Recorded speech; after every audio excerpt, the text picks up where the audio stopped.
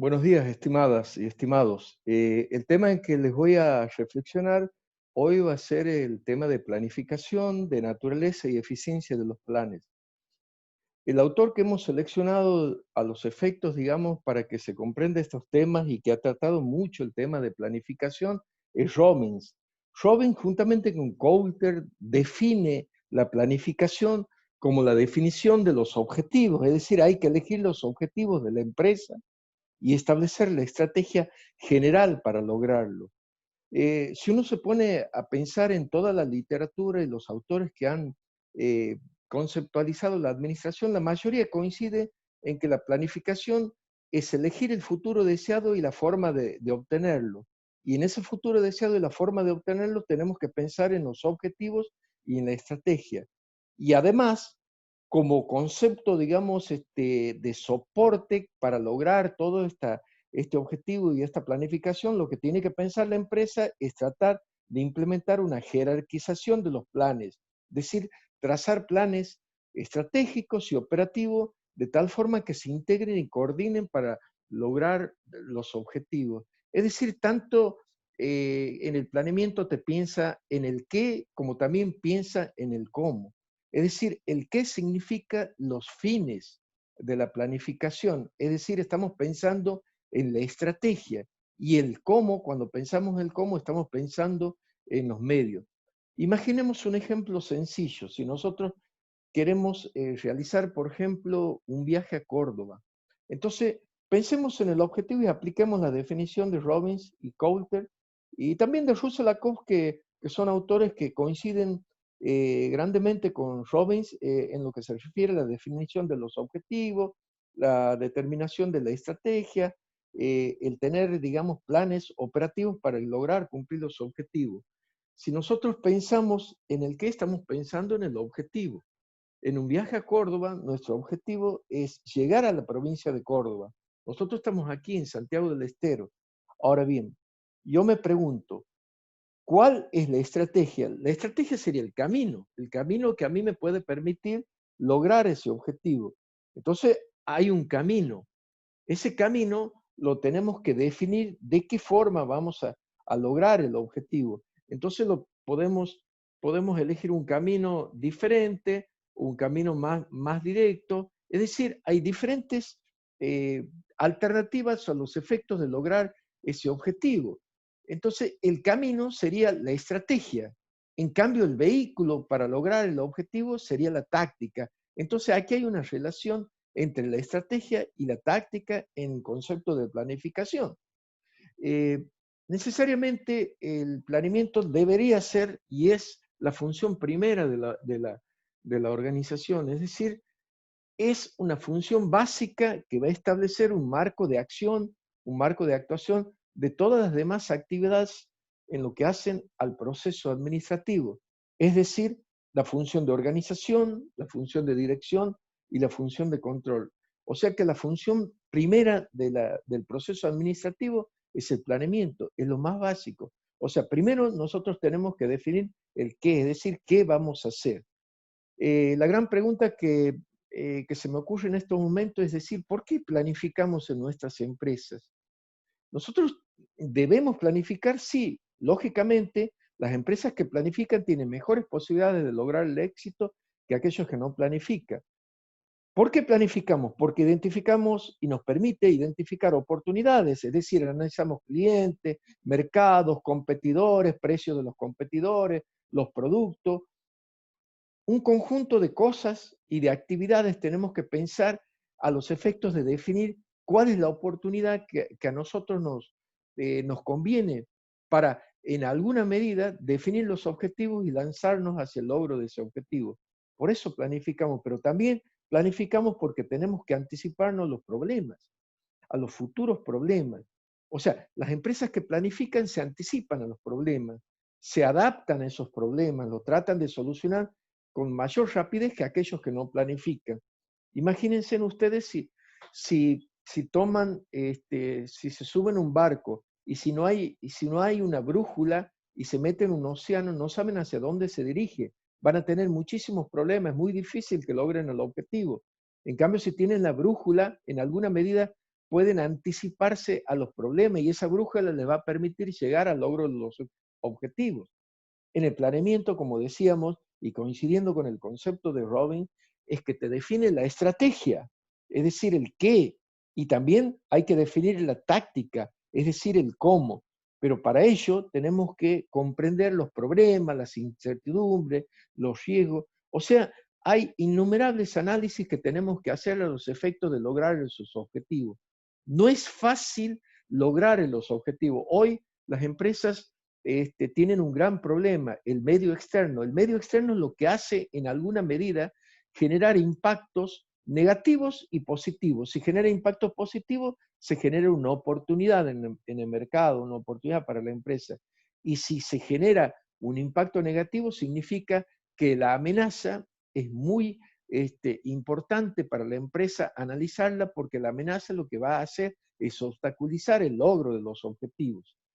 Podemos señalar a modo enunciativo, porque algunas de las tantas ventajas que puede ocasionarnos o presentarnos un planeamiento formal, podemos pensar en la coordinación, es decir, cuando planificamos tenemos que coordinar muchos esfuerzos de la gente, de los departamentos, de los equipos, y tratar de trabajar en equipo de trabajo para lograr los objetivos. Eso es lo que te permite en alguna medida la planificación formal.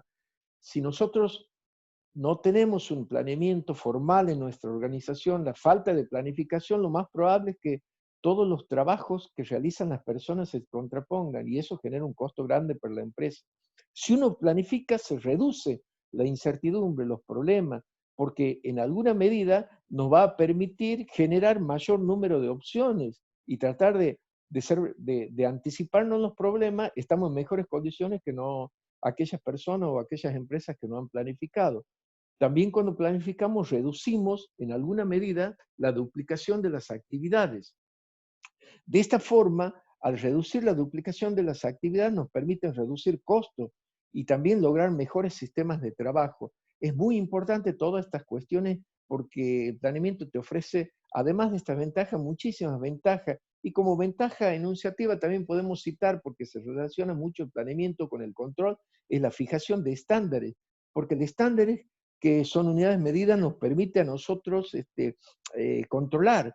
Por ejemplo, un estándar bien definido, cuantificable.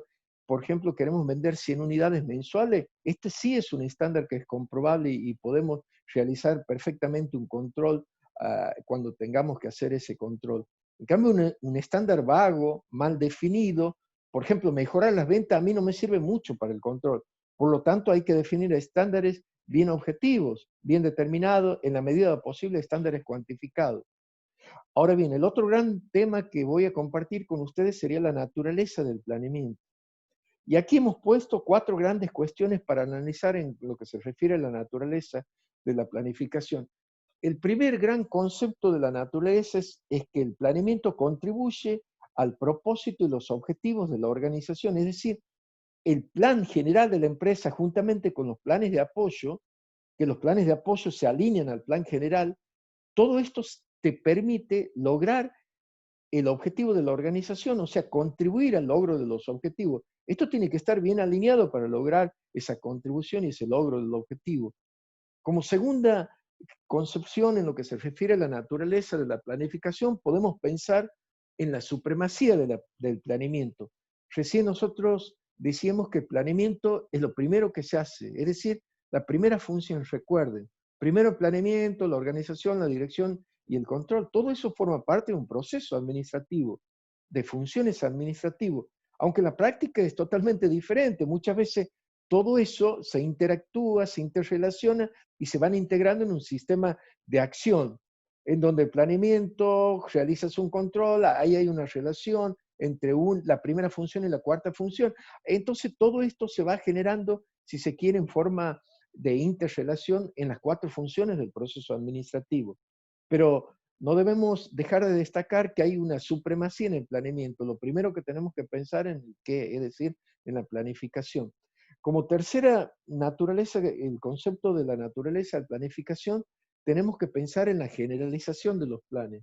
Y aquí en alguna medida me lleva a pensar que los planes es para toda la empresa, para todas las personas que trabajan en la empresa, no solamente para aquella persona que está acomodando los productos, sino también para el presidente de la compañía. Es decir, cada una de las personas forma parte de un departamento, está integrado a un departamento y forma parte de todo un sistema de un proceso de dirección, en donde se generan un conjunto de actividades y por lo tanto todo eso va a impactar en cada persona, en la actividad de cada persona. Es por eso que la naturaleza de la planificación tenemos que pensar en que debe tener un concepto de generalización para toda la empresa, no solamente para los gerentes, sino también para los empleados, para los supervisores, para los jefes de departamento. Cada persona contribuye en esa parte del proceso con su actividad, con su tarea diaria.